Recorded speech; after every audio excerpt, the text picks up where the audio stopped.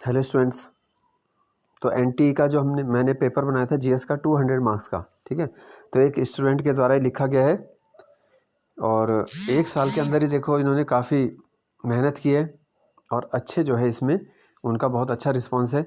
N t का जो है प्री एग्ज़ाम और पीसीएस का भी प्री उन्होंने क्लियर किया है काफ़ी अच्छे नंबरों से, केवल एक साल की तैयारी से, ठीक है। तो देख लेते हैं। देखो सबसे पहले हमने पूछे थे मूल कर्तव्यों का उल्लेख करना है, तो मूल कर्तव्य सरदार स्वर्ण सिंह समिति की रिपोर्ट के आधार पर, ठीक है, 42वें संविधान संशोधन 1976 द्वारा भाग 4 क में, है ना, और अनुच्छेद भाग 4 क में संशोधन द्वारा अनुच्छेद 51 क में जोड़े गए।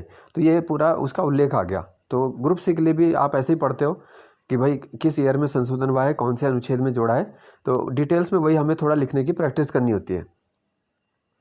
जिसका मुख्य आधार नागरिकों को उनके ऐतिहासिक, धार्मिक, सामाजिक रूप में महत्वपूर्ण स्थलों के प्रति संरक्षण की, सुरक्षा की भावना को पैदा करना और बंधुत्व का भाव बढ़ाना है, ठीक है। तो फिर ये कर्तव्यों के बारे में है कि कौन कौन से कर्तव्य हैं। इसी प्रकार फिर टिप्पणी बोला था जीएसटी, जैसे जीएसटी एक गंतव्य आधारित अप्रत्यक्ष कर है जिसको 1 जुलाई 2017 में लागू किया गया। तो मेन बातें उसमें आपके आंसर में आ जानी चाहिए। फिर है नीली क्रांति। नीली क्रांति की शुरुआत 1960 में हुई विश्व में, और भारतीय जीडीपी में 5%, ठीक है, और वैसे कृषि जीडीपी में 5% है और वैसे 1% इसका योगदान है। फिर है अनुच्छेद 370, ठीक है। तो आर्टिकल 370 जो है वो रहा, ठीक है, जम्मू कश्मीर से संबंधित, तो उसके बारे में लिखा है। स्वतंत्रता के बाद विवादित बना रहा जिसके नागरिकता, संपत्ति, मौलिक अधिकार शेष भारत से अलग थे, ठीक है। तो ये बातें बताइए। अगला टॉपिक था इसमें अग्निपथ के बारे में। अग्निपथ योजना भारत सरकार द्वारा तीनों सेनाओं के लिए है, ये 4 साल की अवधि के लिए, ठीक है। 10वीं 12वीं पास युवाओं को पेशेवर सैनिक के रूप में सेवा देने का मौका मिलेगा और उनको अग्निवीर कहा जाएगा, ठीक है। तो ये सब हो गया इसमें। इसके बाद देख लेते हैं आज़ादी का अमृत महोत्सव।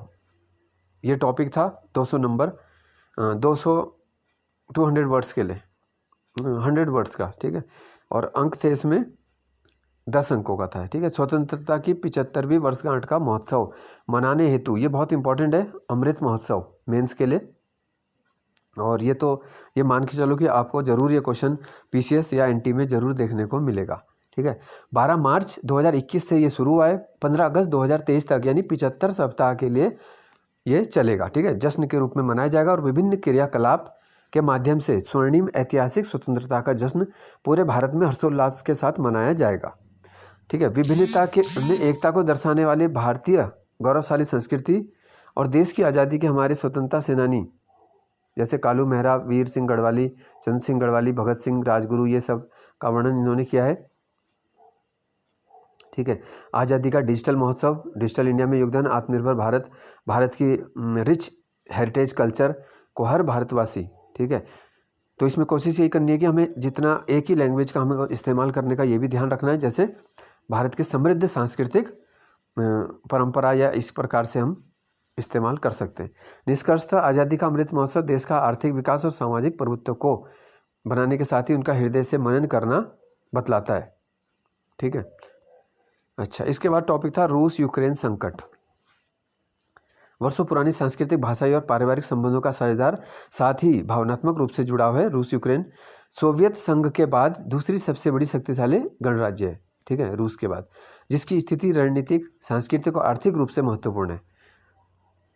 तो ये सब इसके बारे में आ गया। G7 देशों ने रूस की कड़ी निंदा की है, प्रतिबंध भी लगा दिए।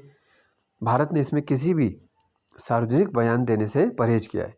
तो आपको ये भी ध्यान रखना है कि भारत का इसमें क्या स्टैंड है, ये सब चीज़ें, ठीक है। जो स्टूडेंट फिर मेंस क्लियर करेंगे तो वहाँ पे ये क्वेश्चन आगे इंटरव्यू में भी इंपॉर्टेंट हो जाएंगे, है ना। जो भी हमारे करंट इवेंट्स की गतिविधियाँ पिछले 6 महीने 1 साल में चलती हैं, तो वही वहाँ पर क्या है आपके लिए इंपॉर्टेंट होता है। अब आगे जैसे तिलाड़ी कांड, खटीमा कांड, मसूरी कांड और ये श्रीयंत्र टापू कांड, ठीक है। 10 नवंबर 1995 को श्रीनगर गढ़वाल में श्रीयंत्र टापू में आंदोलन चलाया गया, ठीक है। यशोधर बेंजवाल और राजेश रावत की हत्या कर उन्हें अलकनंदा नदी में बहा दिया गया था।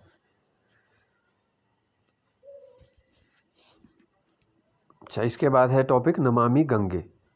केंद्रीय जल संसाधन नदी विकास मंत्रालय द्वारा 2014 में नमामि गंगे की शुरुआत की गई, जिसका उद्देश्य है गंगा को पुनर्जीवित करना, प्रदूषण मुक्त करना। ठीक है, तो इसमें 20,000 करोड़ का इसमें पैकेज था। गंगा एक नदी न होकर एक धार्मिक सांस्कृतिक धरोहर है जिसे माँ की उपाधि दी गई है। तो इस प्रकार से सब चीज़ें आप लिख सकते हो। नमामि गंगे 2.0 जो है यानी 2.0 की शुरुआत की प्रक्रिया चल रही है, इस पर काम चल रहा है। ठीक है, अगला टॉपिक जो था टिप्पणी का था ये अजंता। ठीक है, फिर था बाघ गुफा 1818 में डेंजर फील्ड द्वारा इनकी खोज की गई है और ये मध्य प्रदेश में। ठीक है, जैन धर्म से बौद्ध धर्म से संबंधित। फिर है मौलिक अधिकार के बारे में था। ठीक है, तो ये थोड़ा इन्होंने बड़ा लिख दिया, वैसे छोटे में ही दिया था ये। तो संविधान के भाग 3 में 12 से 35 में मौलिक अधिकारों का है।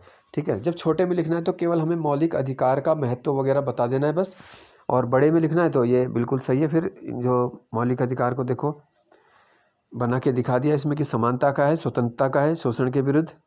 ठीक है, स्वतंत्रता, संवैधानिक उपचार, संस्कृति और शिक्षा पूरा अनुच्छेद के साथ आ गया।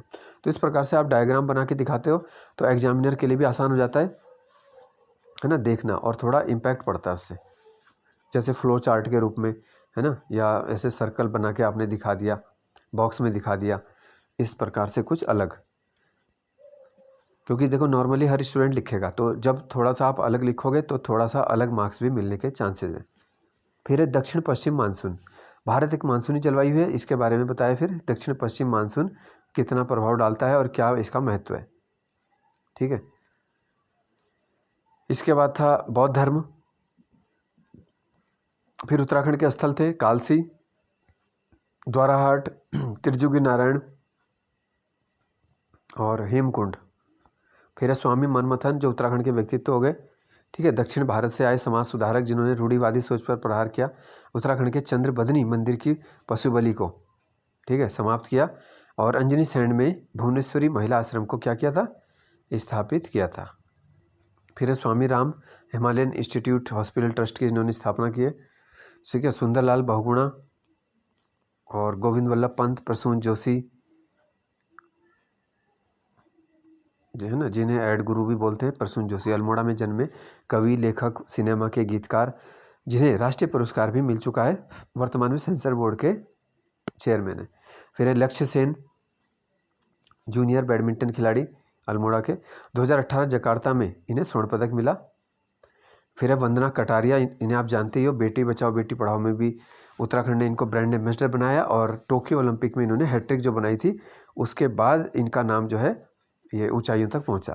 फिर तिग्मांशु धूलिया, ठीक है, ये पिछले वाले एनटी मेंस में भी आया था, तिग्मांशु धूलिया। इसके बाद है एपण, ठीक है, लीपने या सजावट की एक कला जिसमें बिस्वार यानी चावल के आटे का घोल का इस्तेमाल होता है। साथ ही लाल मिट्टी से भी रंगोली, अल्पना, आकृतियाँ बनाई जाती है जिन्हें छीपण भी कहते हैं। ठीक है, मीनाक्षी खाती जो हैं उन्हें एपण गर्ल के नाम से वो प्रसिद्ध है। अटरिया मेला हो गया, झंडा मेला हो गया, कीड़ा जड़ी, ठीक है, उज्ज्वला 2.0। अच्छा, इसके बाद है मानव विकास सूचकांक के घटक, जीवन प्रत्याशा आगे इसमें, ये याद रखने हैं आपको, ग्रुप सी के लिए भी इंपॉर्टेंट है। जीवन प्रत्याशा यानी लाइफ कितने ईयर तक है वहाँ पे एवरेज, जैसे आपने देखा कि सबसे ज़्यादा है जापान में, है ना।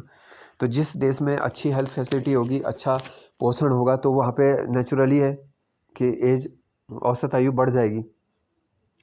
फिर है नंबर 2 आता है शिक्षा यानी एजुकेशन का स्तर क्या है, और तीसरा होता है प्रति व्यक्ति आय, ठीक है, जिससे देश के आर्थिक हालातों का पता लगता है। तो ये 3 हमारे इंपॉर्टेंट मानक होते हैं SDI के, ठीक है, मानव विकास सूचकांक में। फिर आता है उत्तराखंड के राष्ट्रीय उद्यानों का वर्णन करना था, ठीक है, गंगोत्री राष्ट्रीय उद्यान, राजाजी पार्क, नंदा देवी, कारबेट, गोविंद और फूलों की घाटी। ठीक है, तो इसमें ऐसे चार्ट बना के या हेडिंग से भी लिख सकते हैं, ईयर बता सकते हैं, उनकी लोकेशन और वो क्यों प्रसिद्ध हैं। लास्ट क्वेश्चन इसमें था बार डायग्राम के बारे में, जैसे भोजन के लिए था 170 है खर्च हो रहा है, वस्त्र में 70 हो रहा है, वाहन में 50 हो रहा है। इस प्रकार से इनका परसेंटेज निकाल लें। परसेंटेज कैसे निकालते हैं, पहले हमने इनका टोटल किया, जैसे ये 580 आ गया, ठीक है, तो परसेंट निकालना आपको आता है, भोजन का निकालना है हमें तो 170/580 × 100, जैसे आप अपना प्रतिशत निकालते हो अंकों का, है ना। इस प्रकार से जब आपने प्रतिशत निकाल लिया तो आपने देखा है कि भाई सबसे हाई है 170 यानी भोजन का। फिर आपने जो टोटल परसेंट इसमें निकाला है, देखो कहीं 17 आ रहा है, कहीं 15 आ रहा है, कहीं 8 आ रहा है, 12 आ रहा है, 29 आ रहा है।